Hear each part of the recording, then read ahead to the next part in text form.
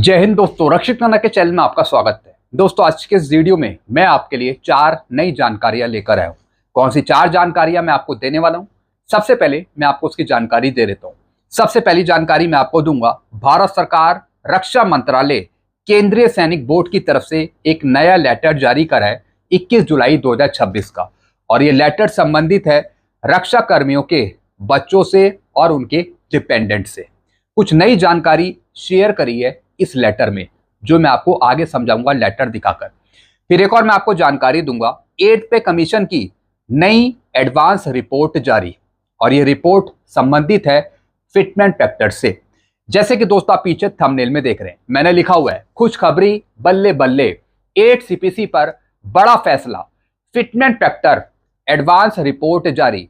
वित्त मंत्रालय ने जारी की ऐतिहासिक रिपोर्ट 1.90 से बढ़कर फिटमेंट फैक्टर 3.68, भारी बढ़ोतरी। जी हाँ दोस्तों मैं आपको आज 2 रिपोर्ट समझाऊंगा, फिटमेंट फैक्टर के बारे में, और दूसरी रिपोर्ट समझाऊंगा कि 1/1/2026 से पहले आए पेंशनर्स की पेंशन किस तरीके से रिवाइज होगी 8 सीपीसी में, इसकी भी जानकारी आगे दूंगा। फिर दोस्तों एक और मैं आपको जानकारी दूंगा, एनसीजेसीएम के महासचिव शिव गोपाल मिश्रा ने जारी किया लेटर 3 जुलाई 2026 को। जी हाँ दोस्तों, एनसीजेसीएम के महासचिव शिव गोपाल मिश्रा जी ने अपने स्टाफ साइट के मेंबर्स को एक लेटर लिखा है, और ये लेटर संबंधित है केंद्र सरकार के कर्मचारियों से और पेंशनर्स के, जिनकी पेंशन में से या फिर सैलरी में से रिकवरी करी जा रही है, अनवांटेड रिकवरी करी जा रही है।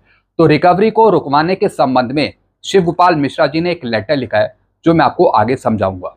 फिर दोस्तों लास्ट इंफॉर्मेशन मैं आपको दूंगा, 8 सीपीसी में कैसे बढ़ेगी पेंशन पूर्व सैनिकों की, जो पूर्व सैनिक या फिर पेंशनर्स 31/12/2025 तक पेंशन आए हैं, यानी कि 1/1/2026 से पहले के जितने पेंशनर्स हैं, पूर्व सैनिक हैं, उनकी पेंशन किस तरीके से रिवाइज करी जाएगी 8 सीपीसी में, इसकी जानकारी मैं आपको दूंगा। इसी पर एक रिपोर्ट समझाऊंगा, और साथ ही साथ बताऊंगा कि वित्त मंत्रालय ने क्या कहा इस बारे में, ये भी मैं आपको आगे समझाऊंगा।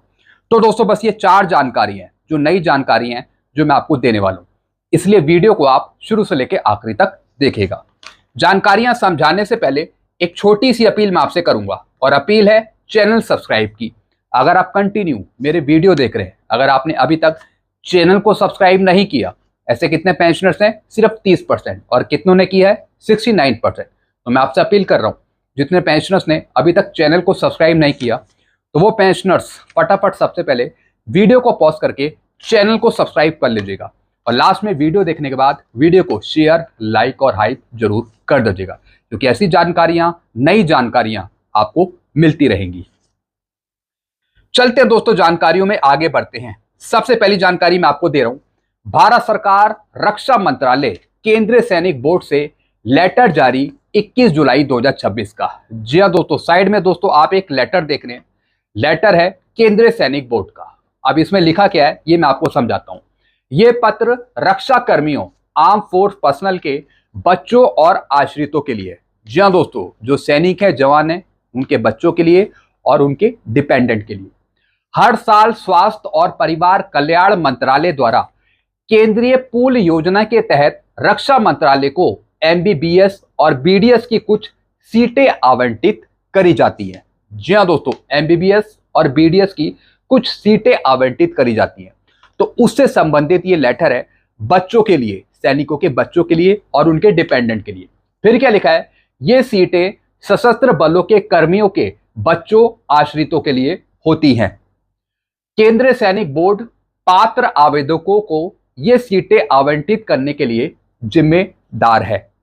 ये आवंटन रक्षा मंत्रालय के भूतपूर्व सैनिक कल्याण विभाग एमओडी द्वारा 21 मई 2018 को जारी नीति के अनुसार तय इंटर से प्राथमिकता आरक्षण नीति, इंटर प्रायोरिटी रिजर्वेशन पॉलिसी और मेरिट लिस्ट के आधार पर किया जाता है। जी हाँ दोस्तों, एमबीबीएस के लिए, बच्चों के लिए कुछ सीटों का आवंटन किया गया था, जवानों के बच्चों के लिए, उनके डिपेंडेंट के लिए। यह पत्र केंद्रीय पूल कोटा के तहत एमबीबीएस और बीडीएस सीटों के लिए दस्तावेज जमा करने से संबंधित है, कुछ डॉक्यूमेंट जमा करने से संबंधित है। इसका मुख्य विवरण इस प्रकार है। आवेदन की तारीख है, ऑनलाइन पोर्टल 21 जुलाई 2026 से 28 अगस्त 2026 तक खुला रहेगा आवेदन करने की तारीख। आखिरी तारीख आवेदन करने और दस्तावेज अपलोड करने की अंतिम तारीख है 28 अगस्त 2026। वेबसाइट आवेदन और जरूरी दस्तावेजों की सूची के लिए www.ksb.government.in पर जाना पड़ेगा, यानी केएसबी की साइट पर जाना पड़ेगा। चयन प्रक्रिया कैसे होगी, कैसे चयनित करा जाएगा, सिलेक्शन क्या होगा? केंद्रीय सैनिक बोर्ड रक्षा मंत्रालय की आरक्षण नीति के आधार पर मेरिट लिस्ट तैयार करेगा। इसके बाद शॉर्टलिस्ट किए गए उम्मीदवारों को काउंसलिंग के लिए बुलाया जाएगा। जी हाँ दोस्तों, जो इच्छुक अभ्यर्थी होगा वही आवेदन करेगा, यानी सैनिकों के बच्चे या फिर उनके डिपेंडेंट। तो दोस्तों ये खास मौका है इन रिक्तियों को भरने का। अगर आप भाग लेना चाहते हैं तो ये तारीख यहाँ पे मेंशन है। आवेदन की तारीख है 21 जुलाई 2026 से 28 अगस्त 2026 के बीच में। केएसबी की वेबसाइट पे आप विजिट कर लीजिए, वहां पे भी पूरा नोटिफिकेशन होगा, आप चेक कर सकते हैं। चलते हैं दोस्तों अगली जानकारी की तरफ।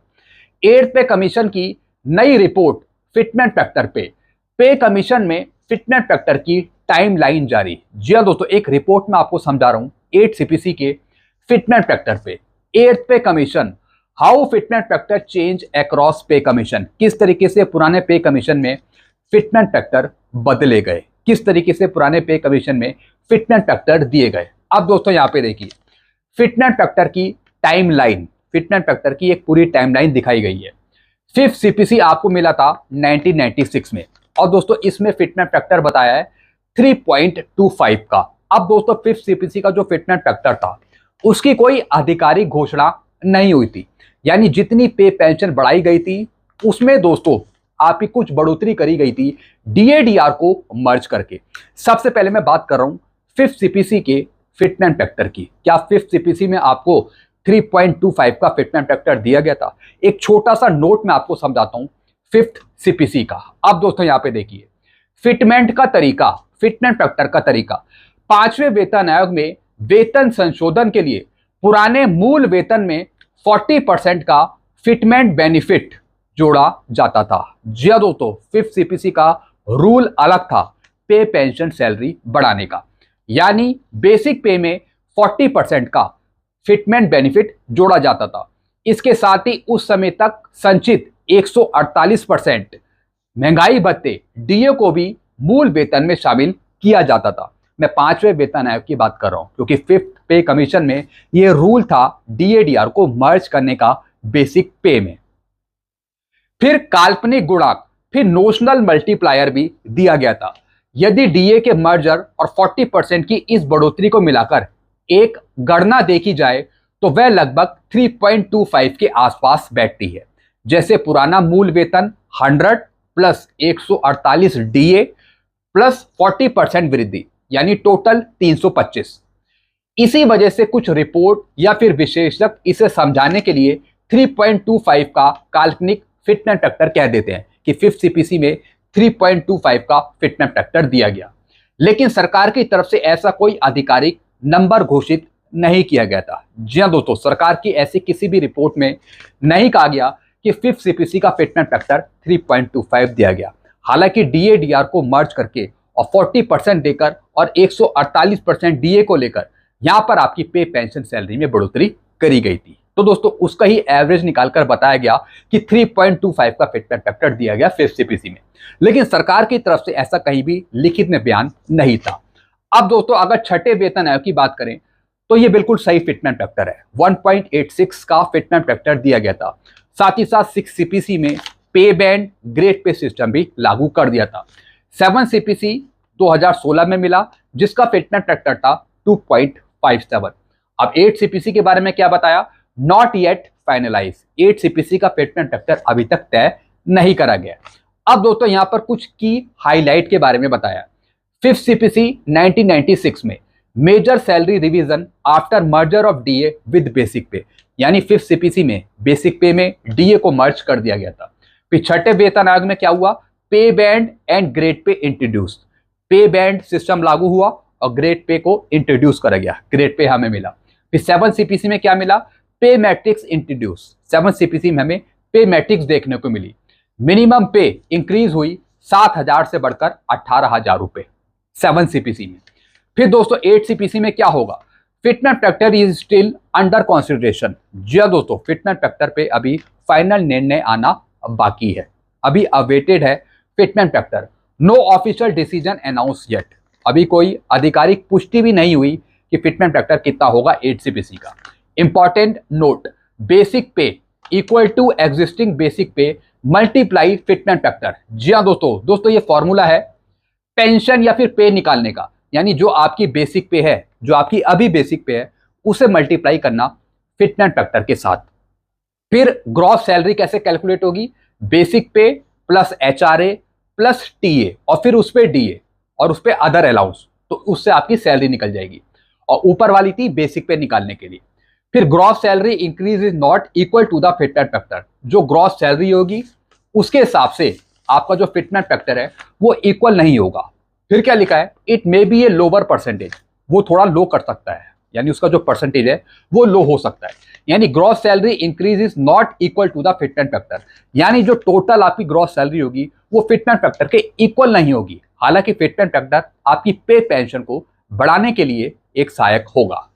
फिर क्या लिखा है, the 8th pay commission has been constituted, the fitness factor has not been yet announced by the government, अभी सरकार की तरफ से फिटनेस फैक्टर पे कोई डिसीजन नहीं लिया गया है। तो दोस्तों ये कुछ फिटनेस फैक्टर की रिपोर्ट थी, टाइम लाइन थी कि किस तरीके से पहले आपको फिटनेस फैक्टर दिए गए। चलते हैं दोस्तों अगली जानकारी की तरफ। अब दोस्तों एक और जानकारी मैं आपको दे रहा हूं, एनसीजेसीएम के महासचिव शिव गोपाल मिश्रा जी ने जारी किया लेटर 3 जुलाई 2026 को सभी स्टाफ साइट के मेंबर को। जी हाँ दोस्तों, शिव गोपाल मिश्रा जी के द्वारा सभी स्टाफ साइट के मेंबर्स को एक लेटर लिखा गया है 3 जुलाई का। इसमें केंद्र सरकार के कर्मचारियों और पेंशनर से की जाने वाली गलत या फिर अतिरिक्त भुगतान की वसूली को माफ करने की मांग करी गई है। जी हाँ दोस्तों, जिन कर्मचारियों से पेंशनर्स से अतिरिक्त वसूली करी जाती है, रिकवरी करी जाती है, तो दोस्तों उस रिकवरी पे रोक लगाने के लिए ये लेटर लिखा है। अब दोस्तों इस लेटर में लिखा क्या है ये मैं आपको पूरी तरह समझा देता हूं। दोस्तों एक बैठक हुई थी, एक मीटिंग हुई थी जो जुलाई 2026 को 2 जुलाई को हुई थी। वित्त मंत्रालय के व्यय विभाग डिपार्टमेंट ऑफ एक्सपेंडिचर के सचिव की अध्यक्षता में जेसीएम के प्रतिनिधियों के साथ एक बैठक हुई थी। जी हाँ दोस्तों, शिव गोपाल मिश्रा जी ने डिपार्टमेंट ऑफ एक्सपेंडिचर के कुछ अधिकारियों के साथ मीटिंग करी थी। मुद्दा था सरकारी कर्मचारियों, विशेषकर रिटायर होने वाले या फिर रिटायर हो चुके कर्मचारियों से नियमों के खिलाफ जाकर की जा रही पैसों की वसूली को रोकना। जी हाँ दोस्तों, जो वसूली करी जा रही है, जो रिकवरी करी जा रही है, तो उन पर रोक लगाना, यह मुद्दा था। अब मांगे क्या रखी थी, मुख्य मांगे क्या थी, सुप्रीम कोर्ट के आदेश का पालन करना, डीओपीटी के 2 मार्च 2016 के पुराने आदेश और सुप्रीम कोर्ट के फैसले रफीक मसीहा केस को सख्ती से लागू किया जाए। इसके तहत कर्मचारियों को मानसिक और आर्थिक परेशानी ना दी जाए। जी हाँ दोस्तों, एक पुराना सुप्रीम कोर्ट का आदेश था जिसमें लिखा गया था कि रिकवरी नहीं करी जाएगी, तो उस आदेश को सरकार द्वारा लागू करवाने की बात इसमें कही गई शिव गोपाल मिश्रा जी के द्वारा। फिर अधिकारों का ट्रांसफर, वसूली माफी की प्रक्रिया को तेज करने के लिए विभागों को अधिकार दिया जाए। जी हाँ दोस्तों, जो भी विभाग है, पेंशन डिस्पेंसिंग एजेंसी है, उनको ये आदेश दिए जाएं कि पेंशनर्स की पेंशन में से कोई रिकवरी नहीं करी जाए। अगर एक्सेस पेंशन चली भी गई है तो वो रिकवरी ना हो। फिर क्या लिखा है, 5 लाख तक विभाग प्रमुख खुद माफ कर सके। जी हाँ दोस्तों, 5 लाख तक रिकवरी को माफ करा जा सके। और दोस्तों किसके कहने पे, सरकार के कहने पे, यानी विभागों को यह आदेश दिया जाए कि उनके पास ये पावर हो कि 5 लाख तक की रिकवरी को माफ किया जाए। फिर 5 से 10 लाख तक संबंधित मंत्रालय का विभाग माफ कर सके। जी हाँ दोस्तों, जो संबंधित मंत्रालय है या फिर विभाग है, तो 5 से 10 लाख तक की रिकवरी को माफ किया जा सके। फिर 10 लाख से ऊपर फिर मामला व्यय विभाग डिपार्टमेंट ऑफ एक्सपेंडिचर को भेजा जाए। अगर पेंशनर्स की रिकवरी 10 लाख से ऊपर की है तो दोस्तों ये मामला फिर व्यय विभाग को भेजा जाए, डिपार्टमेंट ऑफ एक्सपेंडिचर को भेजा जाए। तो अगर उनकी सहमति होती है तो फिर इस रिकवरी पर भी रोक लगाई जाए। फिर क्या लिखा है, प्रशासन की गलती, यह साफ किया गया है कि अतिरिक्त भुगतान प्रशासन की गलती से होता है, इसमें कर्मचारियों का कोई दोष नहीं होता, इसलिए सजा उन्हें नहीं मिलनी चाहिए। जी हाँ दोस्तों, अक्सर गलतियां विभागों की तरफ से होती है। पेंशन डिस्पेंसिंग एजेंसी की तरफ से होती है, जिसका नुकसान पेंशनर्स को होता है। तो दोस्तों उसका भुगतान पेंशनर्स क्यों करे? गलती तो पेंशन डिस्पेंसिंग एजेंसी की है, तो वही रिकवरी भरेगी, ना कि पेंशनर्स। फिर क्या लिखा है? बार बार ऑडिट पर रोक। एक बार जो सर्विस रिकॉर्ड ऑडिट में सही पाया जा चुका है तो उसकी दोबारा जांच करके पुरानी वसूली ना करी जाए। जी हाँ दोस्तों, यानी कि जो बार बार ऑडिट करा जाता है और रिकवरी निकाली जाती है तो उस पर रोक लगाया जाए। फिर जल्द सूचना, अगर किसी कर्मचारी का ज्यादा भुगतान हुआ है तो उसे तुरंत जानकारी दी जाए और माफी की प्रक्रिया शुरू की जाए। जी हाँ दोस्तों, अगर किसी कर्मचारी का ज्यादा भुगतान हो गया, गलती से पैसा ज्यादा आ गया है, पेंशन ज्यादा आ गई, तो उसे तुरंत जानकारी दी जाए और माफी की प्रक्रिया शुरू करी जाए, यानी वो रिकवरी ना करी जाए पेंशनर की पेंशन में से। अब दोस्तों इसका कंक्लूजन क्या निकलता है?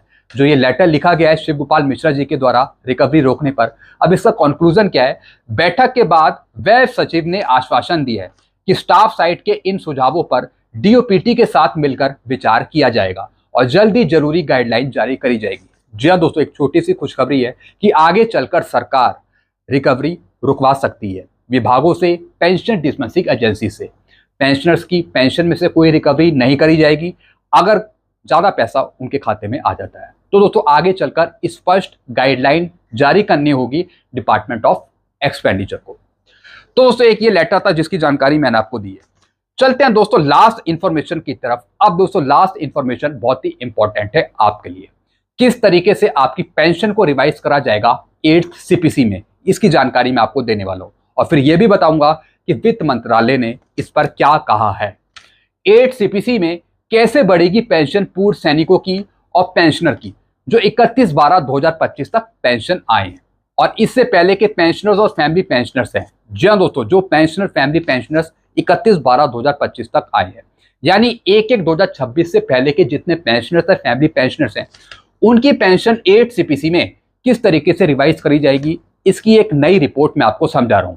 बिल्कुल सही रिपोर्ट है, 100% करेक्ट न्यूज है जो मैं आपको दे रहा हूं। अब दोस्तों इस नोट को आप नोट कर लीजिए जो मैं आपको बताने वाला हूं। 31 दिसंबर 2025 तक रिटायर होने वाले पूर्व सैनिकों और पेंशनर्स की पेंशन 8वें वेतन आयोग में फिटनेस फैक्टर और नोशनल पे फिक्सेशन के तरीके से बढ़ेगी। जी हाँ दोस्तों, दो तरीके से आपकी पे और पेंशन बढ़ेगी, एक तो फिटनेस फैक्टर लगाकर और दूसरी पे मैट्रिक्स के अनुसार। जब आगे 8 सीपीसी की पे मैट्रिक्स मिलेगी तो उसके अनुसार आपकी पे को फिक्स किया जाएगा, लेकिन उससे पहले फिटनेस फैक्टर देकर आपकी बेसिक पेंशन को बढ़ा दिया जाएगा। तो दोस्तों यहां पे दो तरीके अप्लाई किए जाएंगे। फिर क्या लिखा है? वित्त मंत्रालय ने स्पष्ट किया है कि 31/12/2025 तक आए सभी पेंशनर्स 8 सीपीसी के दायरे में पूरी तरह सुरक्षित हैं। जी हाँ दोस्तों, आप पूरी तरीके से सुरक्षित हैं अपनी पेंशन रिवाइज कराने के लिए, यानी 31/12/2025 तक जितने पेंशनर्स फैमिली पेंशनर्स पेंशन आए हैं उन सब की पेंशन रिवाइज करी जाएगी 8 सीपीसी में, यानी आपकी पेंशन को सुरक्षित रखा गया है वित्त मंत्रालय की तरफ से। यह बहुत बड़ी बात है। फिर क्या लिखा है? उनके पेंशन रिवीजन में कोई भेदभाव नहीं होगा। जी हाँ दोस्तों, कोई भेदभाव नहीं करा जाएगा वित्त मंत्रालय की तरफ से, भारत सरकार की तरफ से। भेदभाव का मतलब है कि किसी के साथ भेदभाव नहीं होगा। भेदभाव का मतलब कि 8 सीपीसी का वायदा कुछ पेंशनर्स को मिलेगा, कुछ को नहीं मिलेगा, ऐसा कोई भेदभाव नहीं होगा। सबको 8 सीपीसी के दायरे में लाकर 8 सीपीसी में आपकी पेंशन रिवाइज करी जाएगी। फिर क्या लिखा है? पूर्व सैनिकों और पेंशनर्स के लिए पेंशन बढ़ोतरी के मुख्य तरीके और नियम नीचे दिए गए हैं। जी हाँ दोस्तों, कुछ नियम है, कुछ रूल्स हैं जो मैं आपको समझाऊंगा पेंशन रिवीजन के 8 सीपीसी में। अब क्या लिखा है? Fitness factor formula. जी हाँ दोस्तों, फर्स्ट मेथड है फिटनेस फैक्टर का। यह पेंशन बढ़ाने का सबसे सीधा और मुख्य तरीका है 8 सीपीसी में। आपकी वर्तमान 7 सीपीसी की बेसिक पेंशन को एक तय गुणांक फिटनेस फैक्टर से गुणा किया जाएगा। जी हाँ दोस्तों, जो आपकी अभी बेसिक पेंशन है, चाहे आप लास्ट पे डॉन का 50% पेंशन ले रहे हो या फिर आप ओआरओपी की पेंशन ले रहे हो, जो आपकी अभी बेसिक पेंशन है विदाउट डीए, तो उस बेसिक पेंशन को मल्टीप्लाई किया जाएगा 8 सीपीसी के फिटनेस फैक्टर से और जो वैल्यू आएगी वो आपकी 8 सीपीसी की पेंशन होगी। तो सबसे पहले आपको मिलेगा फिटनेस फैक्टर। फॉर्मूला है नई बेसिक पेंशन निकालने का वर्तमान बेसिक पेंशन, आपकी अभी की बेसिक पेंशन, और मल्टीप्लाई फिटनेस फैक्टर, ये फॉर्मूला है पेंशन बढ़ाने का 8 सीपीसी में।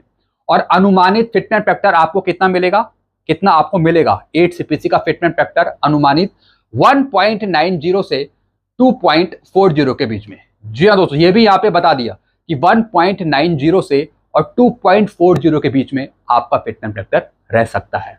और ये बिल्कुल इन्होंने सही बताया है, कोई गलत नहीं है। फिर क्या लिखा है, एक एग्जाम्पल भी दिया है। अगर आपकी अभी बेसिक पेंशन है 20,000 रुपए और फिटनेस फैक्टर 1.92 दिया जाता है, तो आपकी नई बेसिक पेंशन हो जाएगी 38,400। यानी 20,000 को मल्टीप्लाई कर दिया 1.92 से, तो पेंशन निकल गई 8 सीपीसी की 38,400। तो यही बताया है इस फॉर्मूले में। फिर दोस्तों दूसरा मेथड यहाँ पे बताया नोशनल पे फिक्सेशन का। नोशनल पे फिक्सेशन का मतलब है कि पे मैट्रिक्स के अनुसार, 8 सीपीसी की पे मैट्रिक्स के अनुसार आपकी पे को रिवाइज करना, और जो ऊपर बताया था वो आपकी पेंशन को रिवाइज करना था, बेसिक पेंशन को रिवाइज करना था। अब यहाँ पे जो दूसरा मेथड है ये पे को रिवाइज करना है, वो भी नोशनल पे के आधार पे। ये दूसरा तरीका है जिसके तहत पेंशनर्स जिस रैंक और वेतन स्तर से रिटायर हुआ था, तो 8 सीपीसी के नए पे मैट्रिक्स में उस स्तर का नोशनल पे निर्धारित किया जाता है, और इसके बाद उस नए काल्पनिक वेतन का 50% हिस्सा नई बेसिक पेंशन के रूप में तय कर दिया जाता है। जी हाँ दोस्तों, 8 सीपीसी की जब पे मैट्रिक्स आएगी तो उसमें आपकी नई पे बनाई जाएगी, और फिर उसकी आधी आपकी 50% पेंशन बनेगी जो पेंशनर्स से लेंगे। मैं ओआरओपी के पेंशनर्स की बात नहीं कर रहा हूं, मैं उन पेंशनर्स की बात कर रहा हूं जो अभी लास्ट पे डॉन का 50% पेंशन ले रहे हैं। तो उनकी पे कैसे रिवाइज होगी 8 सीपीसी में, उसकी जानकारी दी है। हालांकि सभी की बेसिक पे को रिवाइज करा जाएगा 8 सीपीसी की पे मैट्रिक्स के अनुसार। फिर क्या लिखा है, न्यूनतम पेंशन में भारी उछाल, जो मिनिमम पे है वो भी बढ़ेगी। 7 सीपीसी के तहत न्यूनतम बेसिक पेंशन 9,000 प्रति माह तय है।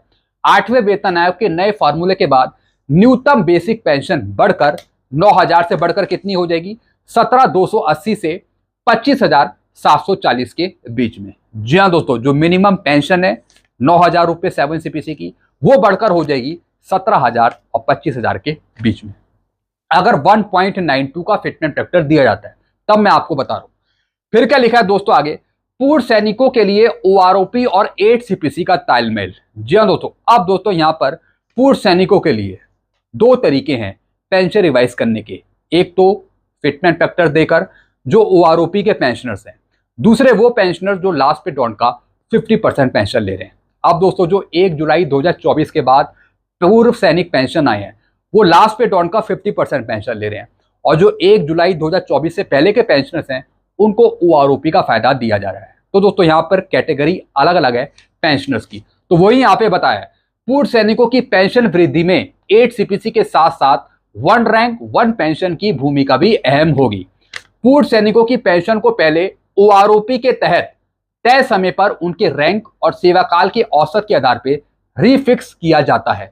इसके बाद 8 सीपीसी का फिटनेस फैक्टर लागू होने से बेसिक पेंशन का बेस काफी ऊंचा हो जाएगा। जी हाँ दोस्तों, अब ये चीज जानकारी उन्होंने बताई है कि जो आप अभी ओआरओपी की पेंशन ले रहे हैं, चाहे आप ओआरओपी 1 की ले रहे हो, 2 की ले रहे हो या 3 की ले रहे हो, जो भी आपकी बेसिक पेंशन है ओआरओपी के अनुसार, तो उस बेसिक पेंशन में फिटनेस फैक्टर लगाया जाएगा 8 सीपीसी का, और सबसे पहले आपकी पेंशन को बढ़ा दिया जाएगा।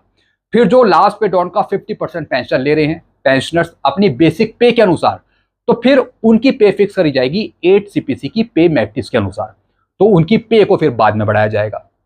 ये इन्होंने जानकारी दी है। फिर क्या लिखा है, महंगाई राहत का नियम। फिर डीएडीआर का क्या नियम रहेगा, जैसे ही 1 जनवरी 2026 से 8 सीपीसी की नई पेंशन लागू होगी। जी हाँ दोस्तों, ये इंपॉर्टेंट लाइन आप समझ लीजिए।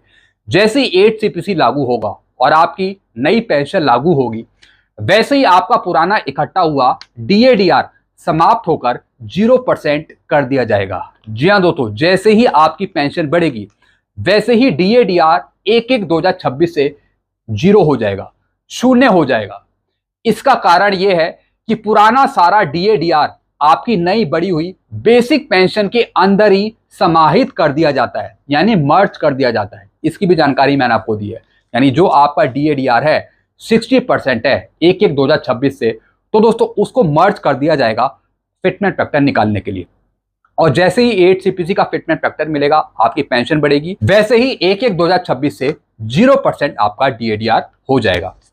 यही जानकारी इन्होंने दी है और भविष्य में डीआर डीए नए सिरे से बढ़ना शुरू हो जाएगा। जी हाँ दोस्तों, 1/1/2026 से 0% होगा, फिर धीरे धीरे उससे बढ़ाया जाएगा 2%, 4%, और ये तब होगा जब 8 सीपीसी मिलेगा आगे चलकर।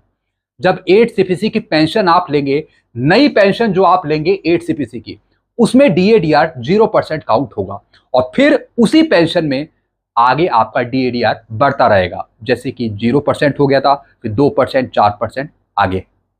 तो दोस्तों ये कुछ जानकारियां थी जो मैंने आपको पहले से ही समझा दी। बिल्कुल ऐसे ही होगा। जी हाँ दोस्तों, बिल्कुल ऐसे ही होगा जो मैं आपको जानकारी दे रहा हूं। बाकी आपके कोई सवाल है, कोई डाउट है, तो आप नीचे कमेंट कर सकते हैं। अपने सुझाव भी आप रखिएगा फिटमेंट फैक्टर के बारे में या फिर पेंशन बढ़ोतरी के मामले में। ये कुछ नई जानकारियां थी जो मैंने आपको दी है। इन जानकारियों से संबंधित कुछ पूछना हो तो आप नीचे भी कमेंट कर सकते हैं और अपने सुझाव भी जरूर रखिएगा। तो दोस्तों ये कुछ जानकारियां थी जो मैं आपके लिए लेके आया था। ऐसी कोई नई जानकारी आएगी तो मैं आपको जरूर दूंगा। तो सारी जानकारियां पाने के लिए, एडवांस जानकारियां पाने के लिए आप चैनल से जुड़ जाइए और वीडियो को जरूर शेयर कर दीजिएगा अपने ग्रुप में। Thank you so much.